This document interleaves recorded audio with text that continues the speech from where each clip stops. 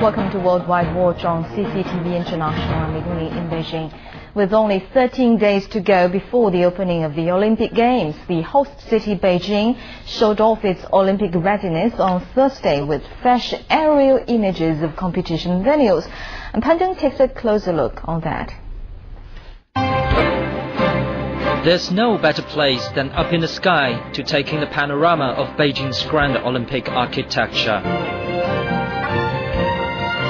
The Bird's Nest National Stadium, with a capacity of 80,000, is the game's iconic centerpiece. It will hold the opening and closing ceremonies as well as athletics events. Completed at the beginning of this year, the 6,000-seat water cube will host swimming, diving and synchronized swimming. The Beijing Tourism Authority's release of aerial footage of Olympic venues is not only a move to attract more tourists, but also to prove the city is ready for the Summer Games. Construction is completed at 16 new, 8 temporary and 13 pre-existing venues that will host sporting events during the 3-week Olympic Games. Beijing itself has 31 venues, with a few events being held in 6 co-host cities across China. Pan Zheng, CCTV. And volunteers in the Beijing Games co-host city, Qinhuangdao, have finished training and prepared for the upcoming Olympic football matches.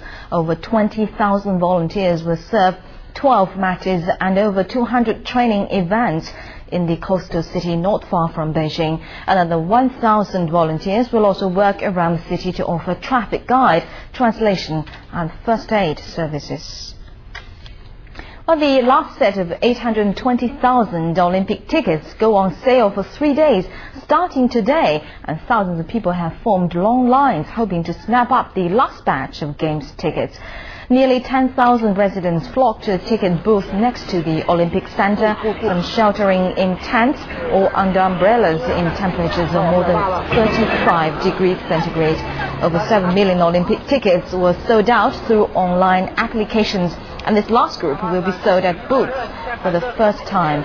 More than 30,000 tickets will be sold at this main ticket booth starting from 9 a.m. local time on Friday, and tickets for diving, swimming, baseball, fencing and some of the track and field events are available. Prospective buyers can buy just 2 tickets to the same competition. As the security personnel are now on patrol in the capital, Beijing firefighters say they have the latest technology to boost any firefighting and rescue efforts. Li Chung has more. This is not a typical fire truck, but it has the same function. It is a remote-controlled robot firefighter and can be maneuvered into narrow spaces like the subway to douse any flames. Even though it's relatively small, it can be very effective.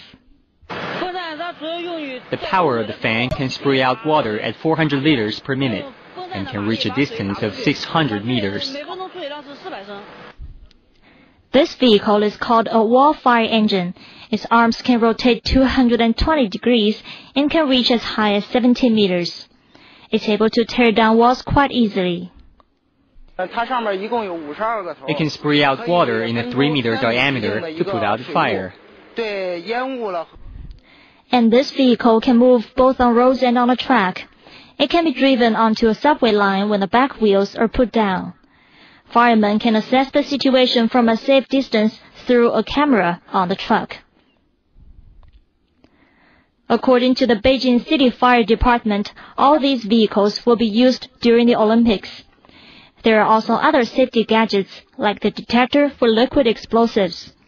It can easily detect bottles of liquid that might be potentially dangerous. Li Chung, CCTV. The first ever disabled athlete has qualified for the Olympic Games, and South African swimmer Natalie du Toit has fought the odds and earned a chance to compete in Beijing next month. And athletes from the Netherlands and Australia are also making their final preparations. Will Black takes a closer look. Sometimes it's important to swim your own race, and that's exactly what this remarkable South African swimmer has been doing. Natalie du Toit lost a leg in a motorcycle accident in 2001, but since then, she has become one of the most successful disabled athletes of all time. She has won a total of 10 golds at major events, including the 2004 Paralympics. Natalie will now compete in the 10-kilometer outdoor swimming marathon at the Beijing Olympics. No matter the result, she has already been an inspiration to many.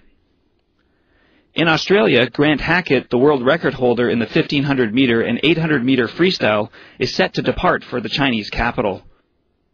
He broke his own 800-meter world record just a week ago in a short course swimming championship in Australia. No doubt it boosted his confidence for Beijing. In the Netherlands, competitors in the equestrian events are hoping to hit their best form in the Olympic competition.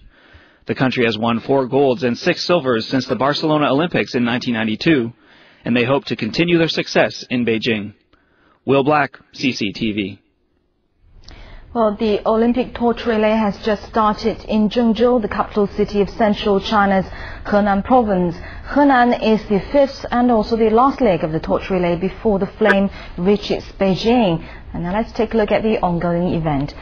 The relay started from the Henan Art Center and will end at the Zhengzhou International Conference Center. 208 torchbearers were participating in the 38.2-kilometer run. The first torchbearer that we're seeing on the screen now is Zhang Rongfang, the former captain of national women's volleyball team. And the last torchbearer will be Wu Jiaxing, an academic from the Chinese Academy of Engineering. And the torch will pass the Shaolin Temple and the Henan Museum. After Zhengzhou, the torch will continue journeying through 3 other cities, Kaifeng, Luoyang and Anyang. And over 800 torchbearers will take part in the 4-day relay. And we're going to have the latest updates in later shows. You're watching Worldwide Watch. Coming up next,